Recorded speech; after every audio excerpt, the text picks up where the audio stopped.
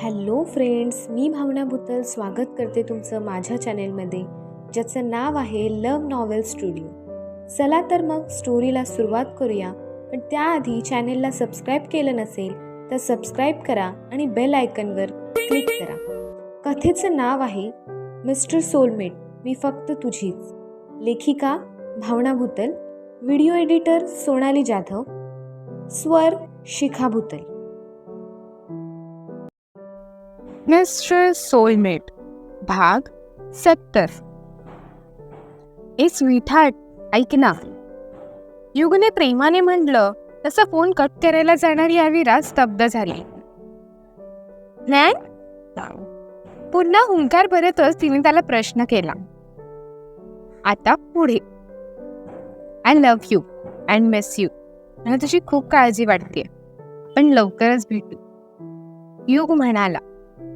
फोनवर एक वेगळीच शांतता होती. युग अविराच्या प्रतिसादाची वाट बघत होता. ती काहीच बोलणार नाही याचा विचार करून युग फोन कट करायला जाणार तोच, आय लव्ह यू टू. मी तुमची वाट बघतेय. लवकर इंडियात या. खूप आठवण येते तुमची, अविरा म्हणाली. तुझ्यासाठी लवकरच येतो ग स्वीटहार्ट. चल बाय. एवढं बोलून युगने फोन कट केला. समीरकडून बँक डिटेल्स घेऊन अविराने युगला पाठवले. दोघेही अकाउंटमध्ये कधी पैसे येत आहेत याची वाट बघू लागले. तू त्यांना सांगितलं का 50,000 पाठवा म्हणून? समीरने अविराला प्रश्न केला. ते तर मी सांगायलाच विसरले, असं म्हणत अविराने स्वतःची जीभ चावली. सगळ्यात महत्वाची गोष्ट तू कशी काय विसरून गेली बे? अविराच्या डोक्यात टपली मारतच समीरने स्वतःचा राग व्यक्त केला. मी बोलली ना, मला त्यांच्यासमोर बोलायलाच सुचत नाही. स्वतःचं डोकं चोळतच अविरा म्हणाली. गडबडीतच ती मोबाईल हातात घेऊन युगला फोन करायला जाणार तोच समीरच्या मोबाईलवर बँकेत पैसे जमा झाल्याचा मेसेज आला. 2 लाख जमा झालेत. समीर डोळे मोठे करतच म्हणाला. एवढे? अविराने त्याच्यासारखेच डोळे मोठे करत त्याच्याकडे पाहिलं. त्याच्या हातून मोबाईल काढून घेत त्यात ती डोकं खुपसून बघू लागली. समीर जे बोलतोय त्याची खात्री करून झाली तसं तिने मोबाईल मधून मार वर काढली. पैसे कशासाठी हवेत म्हणून बोलली तू त्यांना? समीरने विचारलं. ते तर त्यांनी विचारलंच नाही, अविरा उत्तरली. एक काम करूयात, आता 50,000 हवेत ना, मी पटकन तुला 50,000 काढून देतो. बाकीचे आपण त्यांना परत पाठवून देऊ. घरातला व्यवहार नंतर बघता येईल, आधी बाहेरचा व्यवहार आटोपून येतो. समीरच्या बोलण्यावर अविराने फक्त हो म्हणून मान डोलवली. स्थळ द ग्रँड हब. ठरलेल्या वेळापेक्षा अविरा थोडं लवकरच रेस्टॉरंटमध्ये आली होती. तिला तिच्या शेफ मित्रमंडळींना सुद्धा भेटायचं होतं.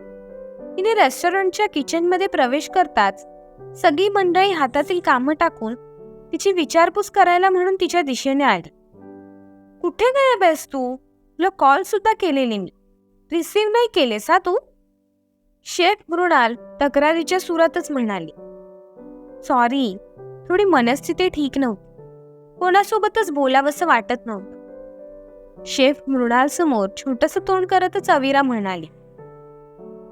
सगळं ठीक आहे ना? शेफ वंशने काळजीतच विचारलं. आता तर सगळं ठीक आहे, म्हणून तर तुम्हा सगळ्यांना भेटण्यासाठी आली ना मी.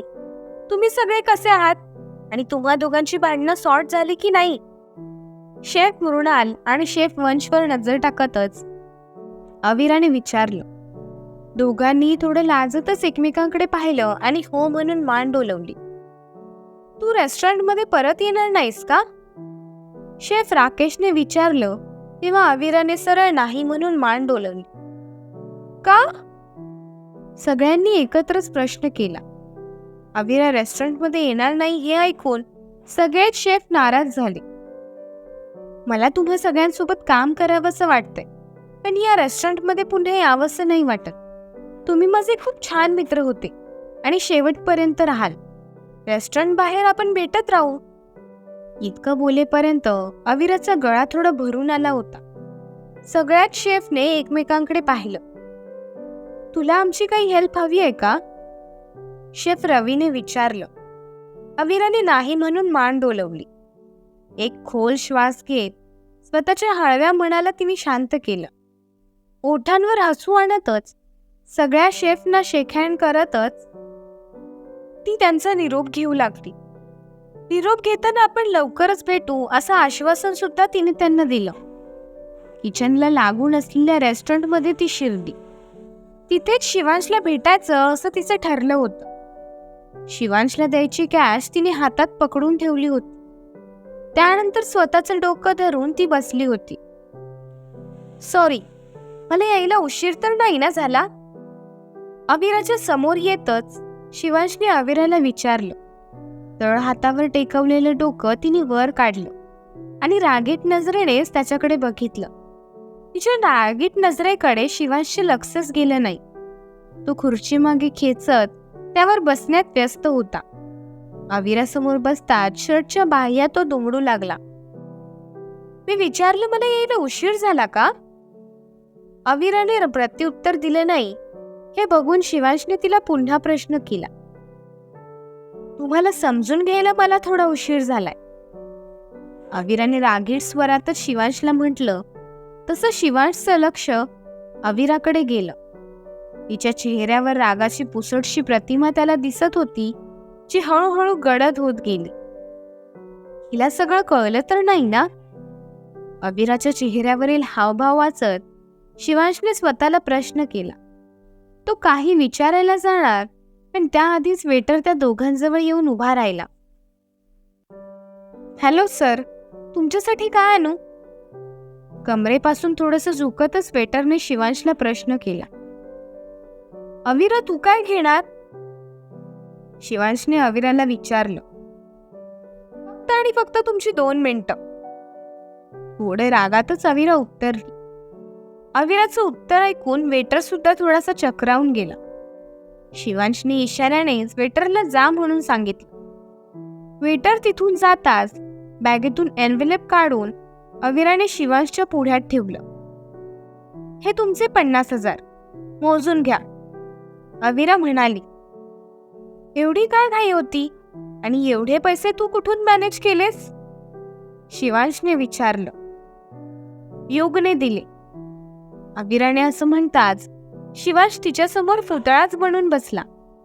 आपण जे काही ऐकलंय त्यावर त्याचा विश्वासच बसत नव्हता. तुम्ही दाखवलेल्या युग देशपांडेने नाही, तर माझ्यावाल्या युग देशपांडेने दिलेत. अविराच्या तोंडून निघणाऱ्या प्रत्येक शब्दात राग भरला होता. हे बघ अविरा, शिवांश तिला समजवायला जाणार तसं अविराने हाताचा पंजा दाखवतच त्याला अडवलं. आता काय बघू? अजून पण नवीन युग क्रिएट केलाय का तुम्ही? चला बघ म्हणून तुम्ही मला बोलताय का अजून सुद्धा आम्हा दोघांत गैरसमज क्रिएट करायचा बाकी आहे? अविरा आक्रोश करतच बोलू लागली. रागात असून देखील तिच्या डोळ्यातून अश्रू बाहेर पडत होते, जे शिवांश बघतच राहिला. तिचा राग शांत करण्यासाठी किंवा आपण ते सगळं का केलंय हे अविराला समजावून सांगण्यासाठी त्याच्या तोंडून शब्दच बाहेर पडत नव्हते. माझ्या आयुष्यात येणारं सुख तुम्ही हिरावून घेतलंय मिस्टर शिवांश गोहिल. तुमच्यामुळे मी माझ्यावर जीवापड प्रेम करणाऱ्या व्यक्तीला त्याने माझ्यावर केलेल्या निस्वार्थ प्रेमाची चुकीची शिक्षा दिली आहे. एक चांगला मित्र मी तुम्हाला समजत होते, पण तुम्ही माझेच काय कोणाचेच मित्र बनण्याच्या लायकीचे नाही आहात. स्वार्थी व्यक्ती त्याच्या आयुष्यात एकटाच राहतो, कारण त्याचा स्वार्थ त्याला त्याच्या प्रेम करणाऱ्या आणि त्याला आपलं समजणाऱ्या व्यक्तीपासून लांब करत जातो. याचा स्वार्थी व्यक्तीवर काहीच परिणाम होत नाही. कोणाच्याही भावनांसोबत त्याला काहीही घेणं देणं नसतं, कारण त्याला जे पाहिजे असतं ते त्याने मिळवलेलं असतं. याचा परिणाम आणि त्रास फक्त त्या व्यक्तीला होतो जिने त्या स्वार्थी व्यक्तीवर आंधळा विश्वास ठेवला असतो आणि त्याला आपलं मानलेलं असतं. माझ्या आयुष्यातनं असे कित्येक स्वार्थी लोक येऊन गेली, ज्यांनी स्वतःच्या स्वार्थासाठी मला उद्ध्वस्त केले. त्यातलेच तुम्ही एक, आणि सोबतच तुमचे मोठे भाऊ मिस्टर अंगद गोहिल सुद्धा. या उभ्या आयुष्यात मला तुम्हा दोघांचा चेहरा सुद्धा पाहावासा वाटणार नाही. माझ्या बाळाला माझ्यापासून लांब केलं, याची शिक्षा देव लवकरच तुम्हाला देईल. इतकं बोलून अविरा दोन्ही तळहातात स्वतःचा चेहरा खुपसून रडू लागली. तुझ्या आयुष्यात जितके पण स्वार्थी व्यक्ती आले त्यातलाच सगळ्यात स्वार्थी तर युग देशपांडेच आहे, अगदी त्याच्या आईसारखाच. त्याचे तर खायचे दात वेगळे आणि दाखवायचे वेगळे आहेत. त्याच्यासारख्या स्वार्थी माणसापासून तुला लांब ठेवण्यासाठी मी हे सगळं केलं. तुझं बेबी माझ्यामुळे केलं असं कसं काय बोलू शकते तू? तुझ्यासाठी मी त्या विनम्र मोकाशीचा शोध घेतला. रेस्टॉरंट सोडून तुझा भूतकाळ शोधण्याच्या मागे लागलो. त्याचं तुला काहीच नाही. मी माझ्या भावाला का ब्लेम करतेस? तो ते सगळं करत होता जे युगने त्याला करायला सांगितलं. त्याचा तर या सगळ्यासोबत काहीच संबंध नाही. आणि माझं बोलशील तर तुला मदत करून करेक्ट मार्गावर आणून सुद्धा स्वार्थी मी झालो. मग युग देशपांडे कोण आहे तुझ्या नजरेत? ज्याने तुझे रिपोर्ट बदल केले. जेव्हा तुला गरज होती तेव्हा दारू डोसून पबमध्ये अय्याशी करत होता तो. तुझ्या नजरेत तो स्वार्थी नाही. मला तर वाटतंय त्याला आधीच माहिती पडलं असणार की तू देवांशपासून प्रेग्नेंट आहेस ते, म्हणून तुला त्रास होईल असं वागला तो, जेणेकरून तुझं बाळ या जगात येऊच नये. तुम्हा दोघांमध्ये अडचण बनून जन्माला येणारं बाळ युग देशपांडेलाच नको होतं.